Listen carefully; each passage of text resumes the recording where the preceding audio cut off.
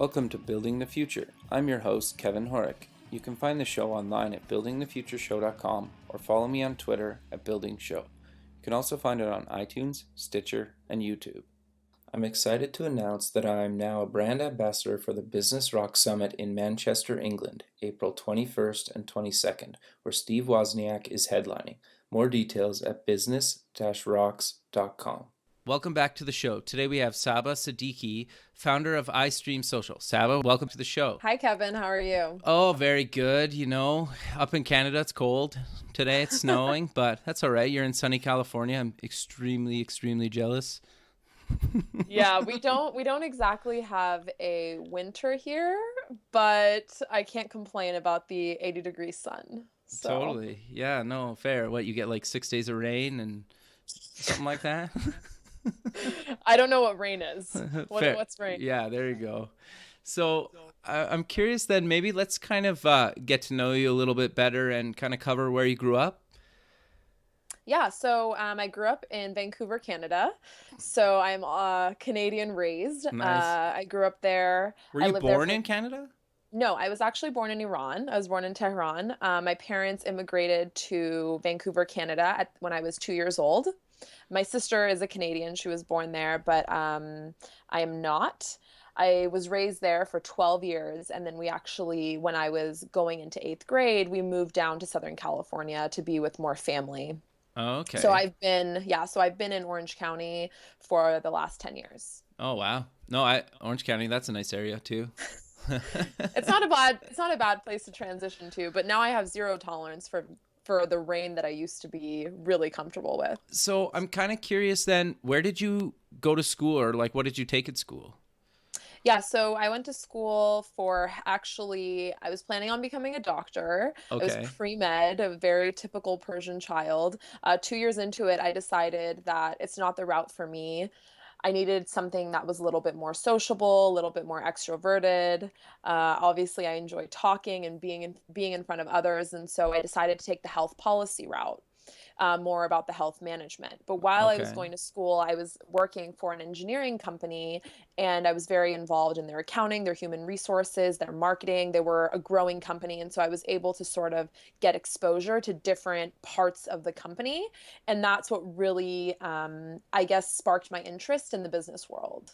Okay, interesting. It's always kind of fascinating to me how people kind of go from one thing that kind of leads them into something kind of totally different. So was there anything that was kind of got you passionate about technology, or you were just kind of more interested in the social side of things?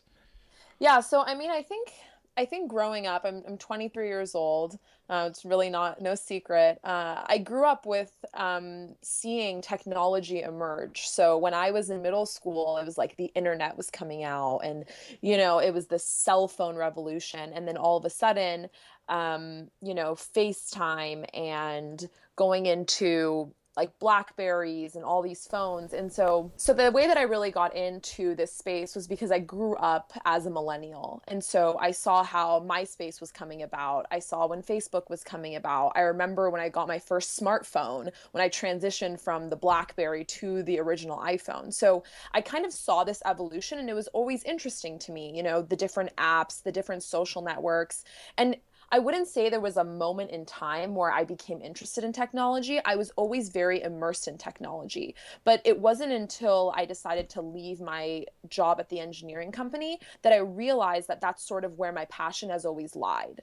I was always the one that was telling my friends which social platform to go on. I was always that person that was telling someone about the Apple news or the other technology news about Google. And so I think when you look back at sort of the way that you grew up and the things that interest you as a child or a young adult, I think it gives you a lot of triggers as to what really makes you tick. And that's what I tapped into once I decided to transition out of the field that I was in.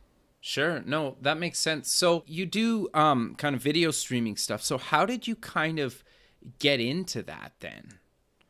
Yeah, so it was an interesting kind of evolution. After I left my job, I was working on a Kickstarter campaign, and I was running their social media and their marketing and project managing, which is what my background was, sort of in project management. And when I finished the Kickstarter, what happened is that Meerkat and Periscope had just come out. It was Right. just when South by Southwest ended, and so it was this perfect storm of events where it was this huge opportunity, and it was this whole new social media channel that was opening up. And although Periscope and Meerkat and live stream are not new concepts, they were, because at the time that they had previously come out in 2010 and 2011, the technology that we had and the access to the smartphones that we had were not actually, they weren't up to date, right? So Sure. people couldn't stream on their phones constantly. Data costs were very high. Cameras were not as good. Cell phone qualities were not as good. They didn't have the bandwidth. But now in 2015, everyone has a smartphone, right? Everyone has these data plans that can support the live streaming technology, and that's what really made the difference. And so i Interesting. became i became really interested in how this is going to change the social media space. And I mean, I'm sure you pay close attention to social media, and you've noticed that, although Facebook is still very relevant, it's very noisy now. And there's Yep. always something new that people are looking to jump into. And so right now, probably the hottest social media platform is not Periscope, I'm sorry. It's Snapchat. Yeah, fair. I And would say, especially with certain age ranges. right. So right now, every company from Taco Bell to Tarte Cosmetics to Airbnb to, the local surf shop is going to be on Snapchat these days. And I think there's just this natural evolution of where social media is going. And that's one of the articles that I wrote a few months back, is called "Is Live Stream Here to Stay?" And the argument I make is that we have been conditioned in a certain way, and the behavior from Instagram, which is very stagnant content, to Snapchat, which is partially real time because it's fleeting after 24 hours, and moving towards that live stream is just inevitably where we're going to end up going. Sure. Whether it's in 6 months or whether it's in 24 months, it's going Well, to happen. Well, I think like I get that this is not 100% related to kind of what you're talking about with streaming or live streaming, but Google just launched their own live streaming gaming platform. The other one just escapes me right now, but Amazon just picked them up. So like in other industries, and especially in the gaming space, it's really being heavily adopted right now. And I think you're right. It's just kind of coming to social media within maybe the last year, where you could actually do it from your mobile device. And so I think the whole industry is kind of at the early stages of moving social, like you mentioned. I think we're at a really interesting time, and that's kind of why I really wanted to have you on the show, because you're on that like cutting edge of kind of the live streaming space. Yeah, so we're really sort of at a shift. And I think I always talk about it in a way where social media is going to constantly be evolving. It's one of those spaces that's never going to be able to sustain one platform at the same level of interest, because marketers ruin everything, right? And so Fair. when it comes down to it, right, Instagram 3 years ago is not the Instagram feed that you look at today. You're Yeah. constantly inundated by sponsored ads. And if it's not a sponsored ad, it's a blogger who's being paid to show you that product. And so the natural kind of intuition to most people is, okay, what's the next thing? And everyone's thinking about the next thing. And I believe that live stream video is the next thing. And I think the people that are, for example, a lot of people asking about YouTube.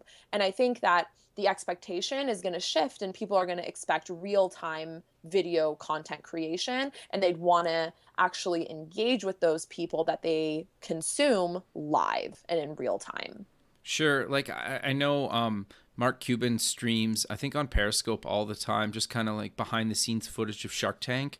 And people talk about it. And I've heard people talk about it that should know nothing about the space at all. And I'm like, really? You watch Mark Cuban live stream on Periscope? I'm almost like blown away. So when it hits certain groups of people, I think it's really here to stay. And I think it's there now. Yeah, you bring up a good point about sort of the different areas that it's hitting. So obviously Mark Cuban is a technology entrepreneur. So naturally, he's going to be very fascinated by the Periscope technology, and he's going to want to jump on it and understand sort of what's going on. Sure. But Mark Cuban has also become, like you said, with Shark Tank, a household name.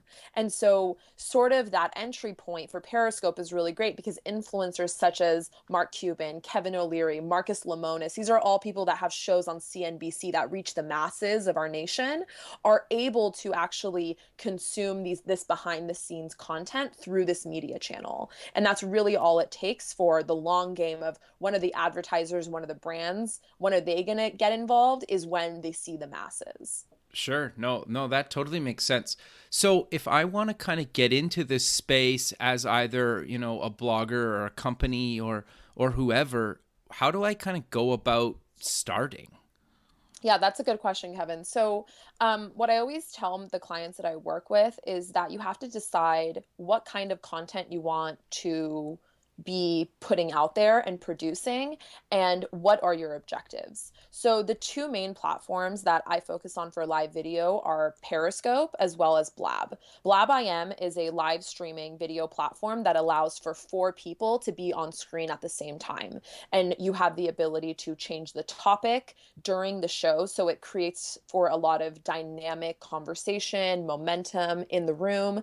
And you can also change out the speakers. And so, for example, if you and I were in this blab room, we can invite two people and then 10 minutes later kick three of them off, kick all, I could kick you and then the two guests off, and then we could rotate out new people. Oh, And so interesting. this allows for a live video streaming platform that creates dialogue and really creates like a production. And so when I talk to my clients, I say, okay, what kind of content do you want to be putting out there? Because ultimately, live video is a form of content marketing. And Sure. so if they say that we have events that we already do, we have experts that we already have, and we just want to get our information out there, I would say, okay, you could use Periscope. That would be a great tool for you because it broadcasts. One of the companies that does this really well is, for example, Mashable does this very well. Yeah. And Sephora does this very well. So Mashable, what they do is they bring on the guy who does their movie reviews, and he talks about the movies that are coming out this week, and he tells you the reviews and sort of what his thoughts are. A very, Rotten Tomato type of format. Okay, The other interesting. way, the other way that some brands are using it is a company like Sephora, who has the brand equity. They're already there. And what they do is they actually, when they have a new product they're going to put into their stores, they sort of do a broadcast and they feature it on their Periscope, and they give their audience and their community the opportunity to see that and have access to it. So that's a great broadcasting tool. Now, if you're a company that is not as well known, so you're not the Nikes and the Under Armours and the Lululemons of the world, it's better for you to kind of couple them and have complementary platforms. So creating a blab show where you're creating conversation around the topic that your target audience is going to be interested in, and doing like once a week production, that would probably be the best way for you to enter the space. Okay, when you Um, say production, like what does that kind of mean? Because I think the word production can scare some people off. yeah. So is that just like, you just set up the camera on your computer and just kind of go for it, or what's kind of involved when you say production, or what would you recommend to a client when you say production? Right. So, I mean, I'm using the word in the way that I use it. I don't even know what the traditional word production means. I don't know what goes into that. But the way that you can really do live stream is with one click of a button. And I only say that because most laptops these days have their built-in cameras, Sure. and you have the internet connection. And all you have to do is create that blab room, and you click join, and you're live. And you have to have, even if you don't have, really fancy podcasting equipment or video and audio equipment, you can still create a really, really nice quote unquote production. Sure. And so the barrier of entry is extremely low. And it's even lower because the people that you're bringing on don't need to physically be where you are. They're going to be calling in from wherever they are with their laptop, basically. And so when I say production, I mean that you are producing content. Okay. That's You like a are really good way to put it, actually. you are producing content, and you are doing it intentionally, and you are ensuring that you are being consistent and intentional with your strategy and the way that you're executing. So no, that's really good advice. So do you basically would you recommend, say, like every Tuesday at 1 p.m. or something, you're on talking to people, or and you kind of create like your own show, or how would you kind of go about doing that, I guess? Yeah, so let me give you like a quick example. Sure. So let's say you're a dating app, right? So let's Okay. just use a startup for instance. Let's say you're a dating app and you're like, Saba, I'm having a lot of trouble. We don't have user acquisition down pat. We're trying to find another channel of content marketing. We can't penetrate the blogging. It's difficult for us to get a Twitter audience. It's hard for us because we don't have the budget to basically invest in Facebook. What do we do? And my suggestion to them would be, I think you guys should invest in having a live video show on Blab every single week. And if you can, twice a week. And what does that mean? That means thinking through a strategy, which is the part I help with, thinking through a strategy of how you're going to create a community around whatever your product is. So for the dating app, there's so many different things that you can talk about. You can talk about the best places to take your date, do's and don'ts of your first date, sort of what are the first things that you should say, how to weed out bad people. So there's a bunch of content that you can create around just the dating topic itself. And what you do is you have co-hosts, you have a host and you have a co-host. So two people from your organization or one person from your organization. And either you guys create a dialogue with the two or three of you from the organization, or you choose to bring on guest speakers, right? Someone that has an expertise in that space or could be an addition to the conversation. And you create that dialogue. And as you create that dialogue, you're having people come into the room and engage with you. And while you're doing that and the conversation is evolving, you're tweeting it out to your Twitter audience and you're growing that community and you're cross promoting on the platforms. Sure. So can you save these shows for people to view later, or are they kind of one off things?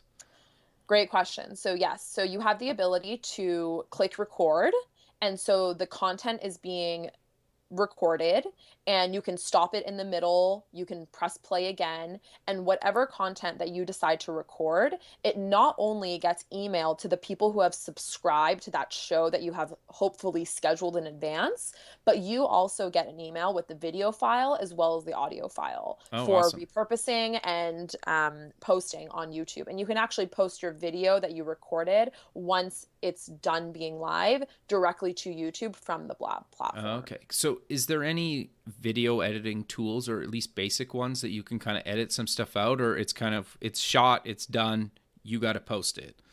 Yeah, so I mean, you can use iMovie or Final Cut Pro to do your own Okay. editing, but the platform doesn't it doesn't like provide any sort of tools. Okay. No, that's fair. I like realistically, if you are serious and you want to keep it, you would, like you said, it gets emailed to you, so you'd edit it, and then upload it, which makes sense, and that's not really any different than any other platform. Yes. So we're kind of talking about different approaches to social media. Do you have kind of any other advice, either in the live streaming space or kind of outside of that space, to kind of be different and stand out in a kind of a crowded space? Yeah. I think, I mean, my thesis is going to be around live stream because I think that to be different in social media, you have to be creative and you have to be doing something that people aren't doing, right? And so the perfect combination of that is, yes, you can be creative on live stream and you're in a space that other people are probably not in. And so the way that that sort of maps back to the traditional channels is that that's your call to action. So you tell your audience, like, hey, we have this live show every week on Blab. Come engage with us live. You create the content. You're creating a community in a place that other people are not. And then you're telling them, hey, why don't you guys like us on Facebook? That's where we run our promotions. Or follow us on Instagram. We're going to be doing this. Follow us on Twitter. We're going to be doing this. So there's different ways for you to cross promote. And that's really the key. If you use any social media platform in a vacuum, you won't be getting optimal results and you're not going to be seeing the impact that you're looking for. No, I think that's actually really good advice. One thing that I just thought of that I'm kind of curious about, do you there must be people that are kind of scared to live stream, and how do you kind of, what do you tell them, or have you run into that? As I would assume people are like, I don't want to be on camera, especially weekly. Yeah, I mean, I can answer this very easily because I was one of those people. Okay, fair. I was one of those people who, before Periscope and this live streaming evolution sort of began, I hadn't recorded one YouTube video. There was no videos of me online, and I wasn't someone that enjoyed being on camera.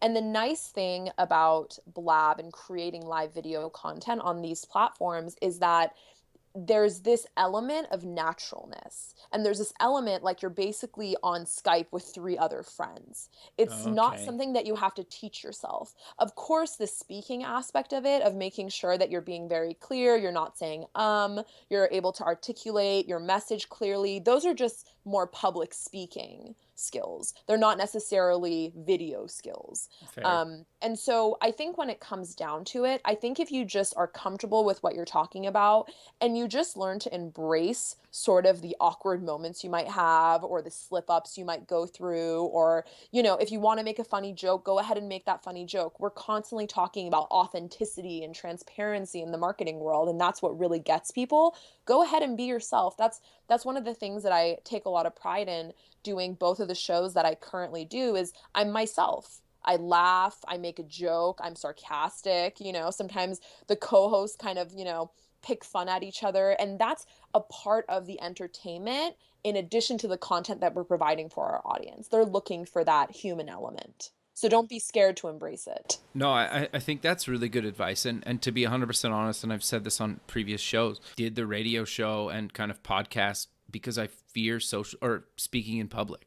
And you're right. Like sometimes it's awkward sometimes. Sometimes you say and I don't know, or you'll hear me say kind of oh, or there's a handful of them, right? And I'm trying to get better, and I think as you do more and more of them, you even listen back to past shows, you can say, oh, I say that a lot, I should try to cut that out. And I think everybody's working on it, no matter kind of how far they are in their journey, right?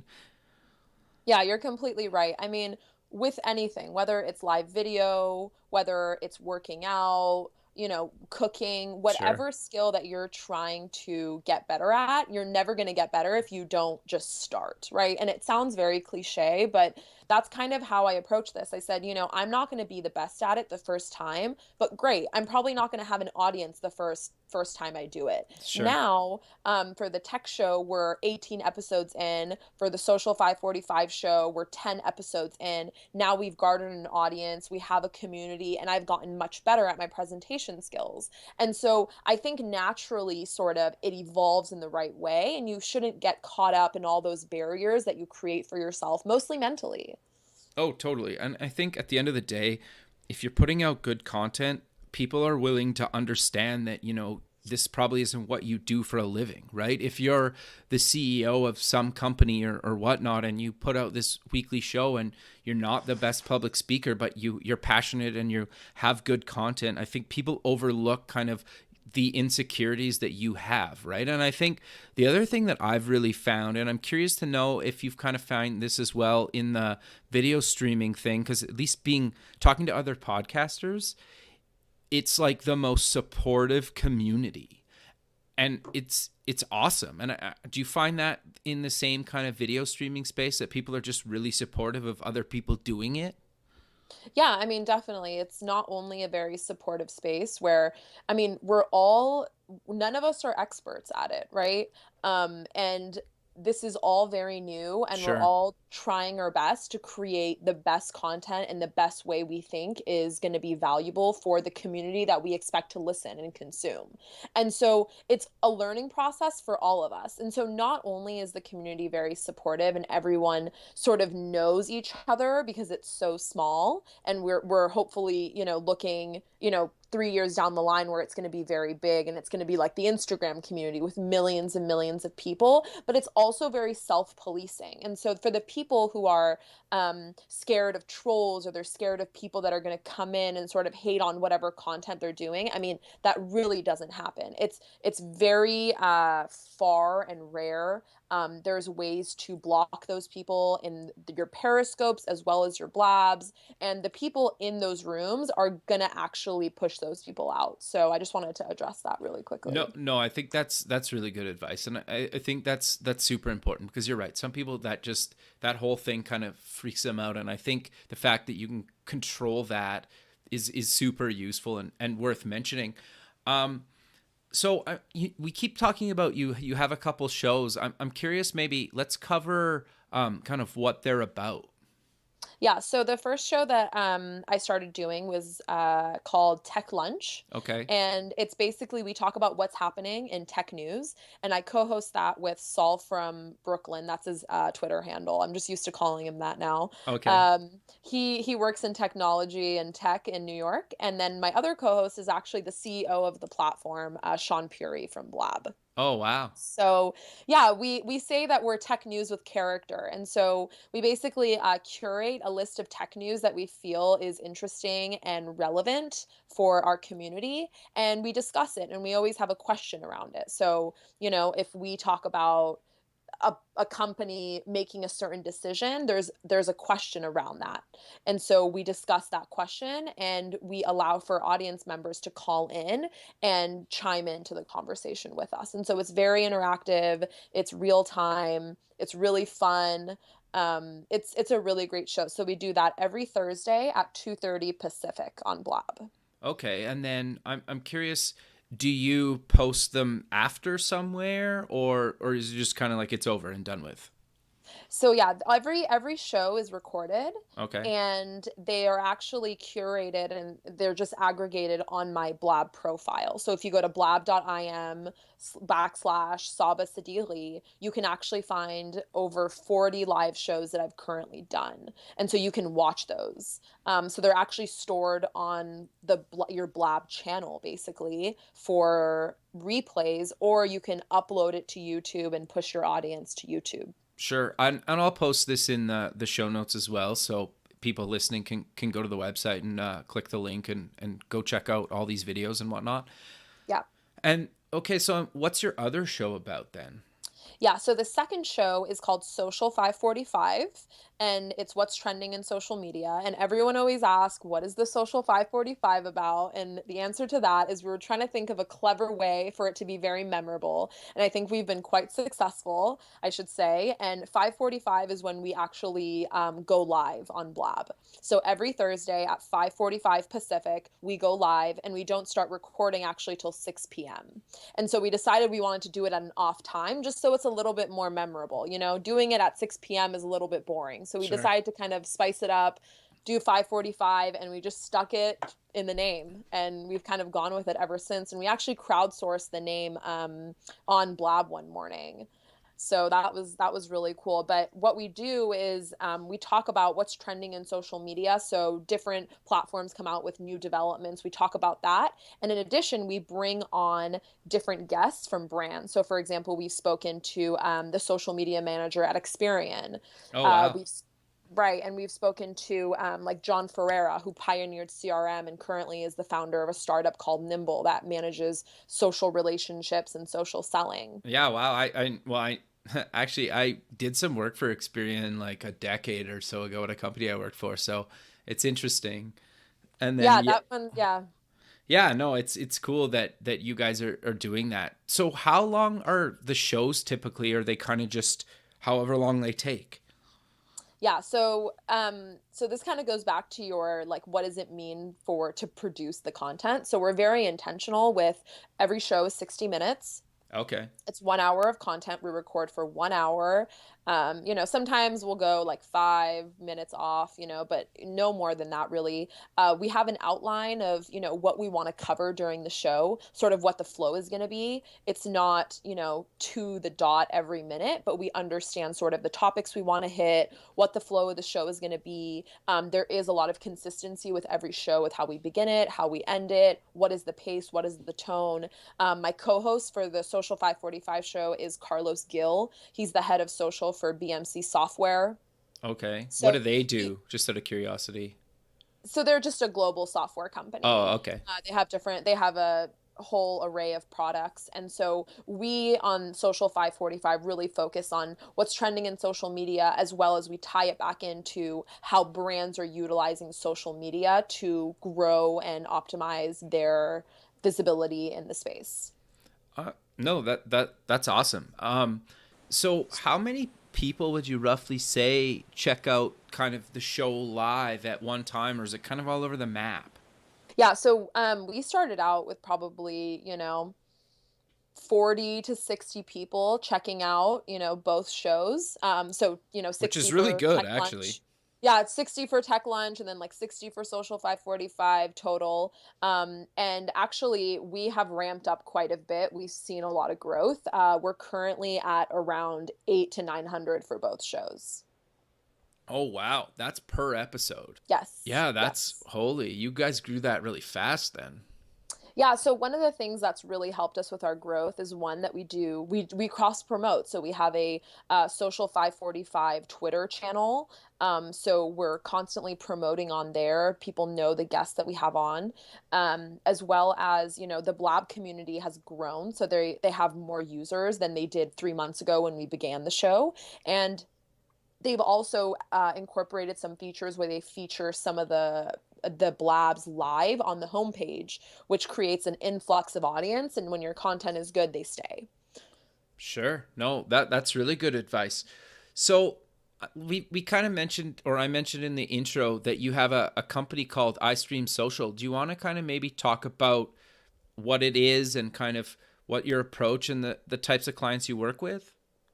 Yeah. So basically, iStreamSocial, I decided to begin this marketing consulting agency to basically help people understand how to grow their social media presence with live stream.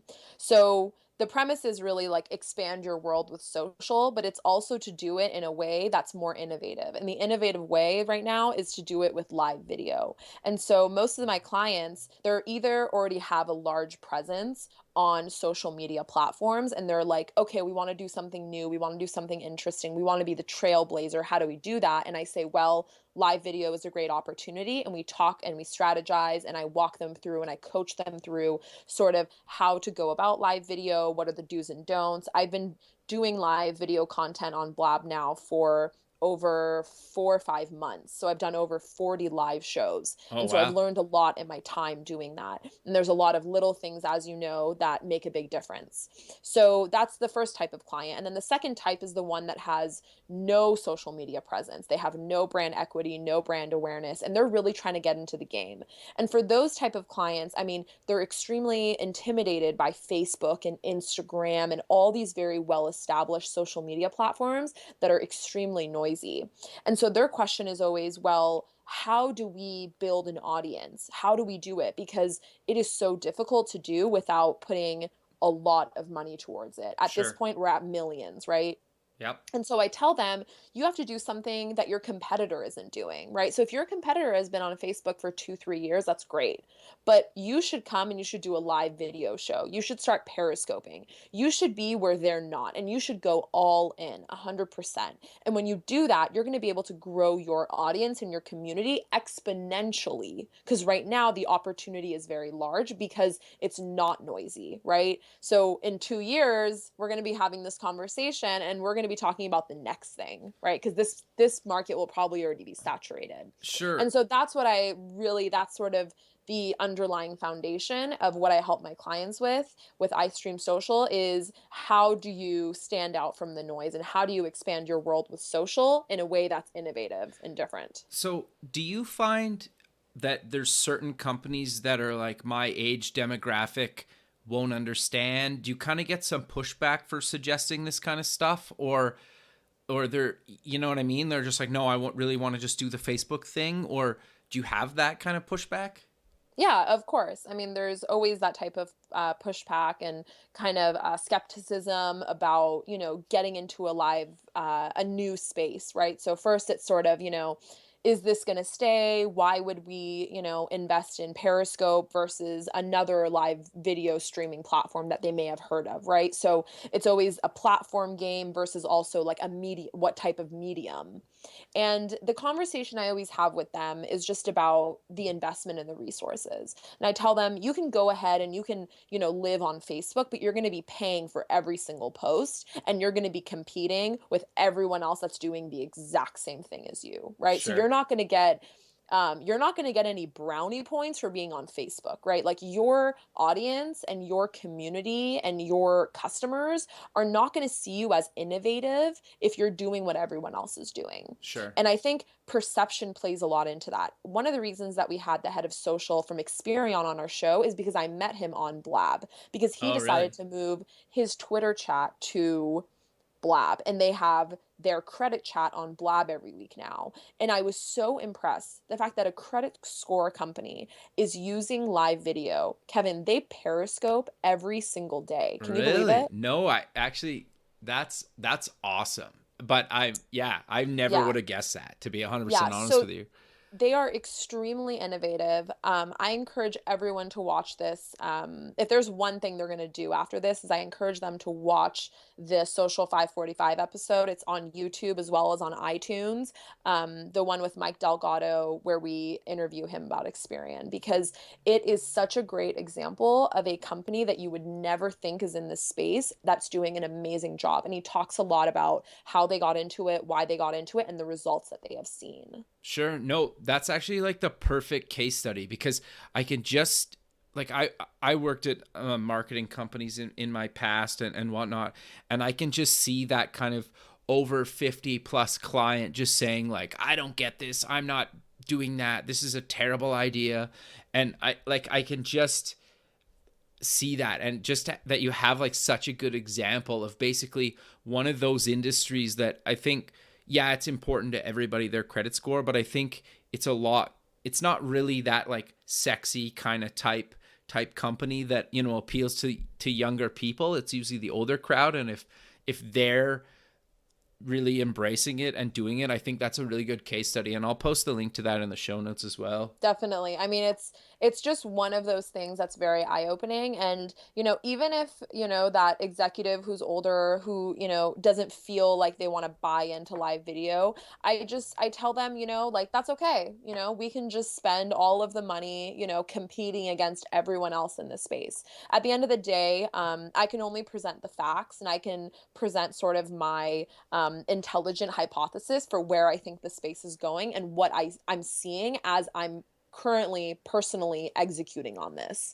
And so that's, you present everyone with the information, you tell them to decide. And if they go against your recommendation, at the end of the day, it's what they want and what they're looking for. But you sort of laid out, you did your due diligence. Sure. No, I think that's really good advice. And it's interesting because you got me really thinking just having this call. Like I checked out some of your episodes, and I've watched some other kind of guys' shows, and I've never done one myself.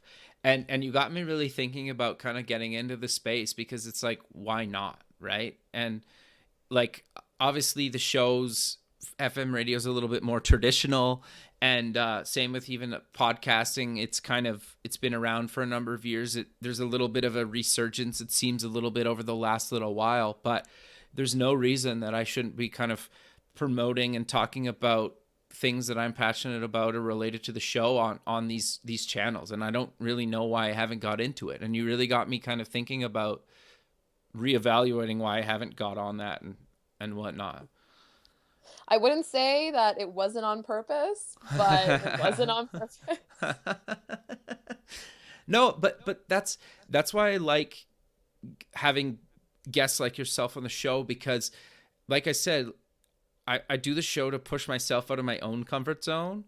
And I also try to have guests that I find fascinating, that are doing things that I don't know tons about. Like I work as a creative director at a software company.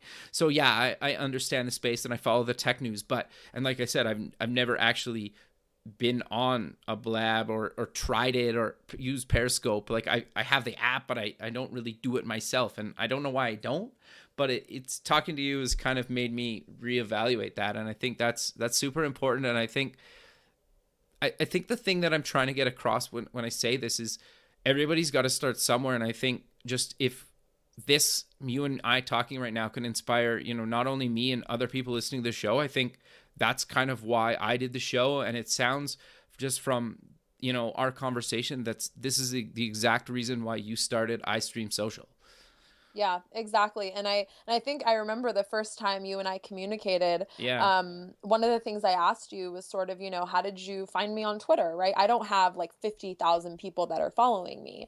I'm very new to Twitter. I started my Twitter in February of this year, but I've been able to grow it to 2,400 organically very quickly, and they are very engaged. And I truly believe one of the main reasons that you were able to find me was just because I've been able to have such a large reach with my live video content No, because of agreed. all the shareability. Yeah, like if I remember correctly, I think you came up as like one of those suggested people to follow on Twitter, and I was like, "Oh, this seems like," I was like, "What is this?" And then I clicked your profile and I was like, "Oh, cool." And then I checked out a couple of your videos, and then I immediately was just like, "Do you want to be on the show?" Because I was like fascinated by it. And then a couple days later we had a call, and then we chatted and we scheduled this show, and it took about a month for us to record, but that was because of me, not because of you. And that's what the power of social media is, right? And now you turn me on to these new platforms that I should be on and other people should be on. And I think that's just the kind of whole cycle of this whole thing of kind of networking and figuring out new ways to promote yourself and good content and whatnot. That's awesome. Yeah, that's definitely what it just comes down to. And I think one of the reasons that I've been able to I don't really like to use the word evangelize, but I guess speak about this so passionately is because it's been my experience. I've utilized this for my own brand and my own company, and sort of the thing that I am trying to help other people be successful at as well, because I've seen the results, I've seen the success, I've seen the reach and the opportunities that it opens for people. No, that's awesome. Sadly, we're out of time. So maybe if we could just close the show with kind of promoting where people can find iStreamSocial online, your different channels on the networks, and any other social media links you want to promote. Yeah, so we're actually doing a revamp of our whole website, because things have just been changing so drastically. So I decided to pivot into what I spoke to you about today. So the website is not live currently, but it should be by the time this goes up. So it's going to just be iStreamSocial.com. If you're looking to directly contact me, you can just email me. My email is Saba, Saba, at iStreamSocial.com. You can watch my shows every week. There's two of them that I currently do, both on Thursdays on Blab.im / Saba Sedighi, my full name. You can find me on LinkedIn. You can find me on Twitter. You can find me on Instagram. You can find me on Facebook. I'm on pretty much every social network except for, I think, Pinterest at this point. Okay, I'm interesting. also on Snapchat. I'm very bullish about Snapchat. It's actually, my Snap code is my banner photo currently on Twitter. So if you want to add me on Snapchat, it's my full name. I'm really happy to talk to anyone who's curious about live stream. You want to learn more about live stream. If you think this could be a solution or an interesting addition to your social media strategy, really just looking to educate and help people as much as I can in this space. No, that's awesome. This show's been awesome. Thanks again for doing it, and I really appreciate you taking the time out of your busy day, and from taking away time from streaming video and recording the radio show. Yeah, of course. Thanks for having me. And I mean, hopefully I'll see you on Blab or Periscope very, very soon. Yeah, I'm thinking about it. You got me really heavily thinking about it. Yeah, no, thanks again. We'll keep in touch, and we'll talk soon. Thanks. Okay, bye. Bye. Thanks for listening. You can visit past shows at buildingthefutureshow.com. If you're going to the Startup Expo on February 16th and 17th in Fort Lauderdale, Florida, and want to record an episode, please contact me. The music for the show is by Electric Mantra. Check him out at electricmantra.com. Until next time, keep building the future.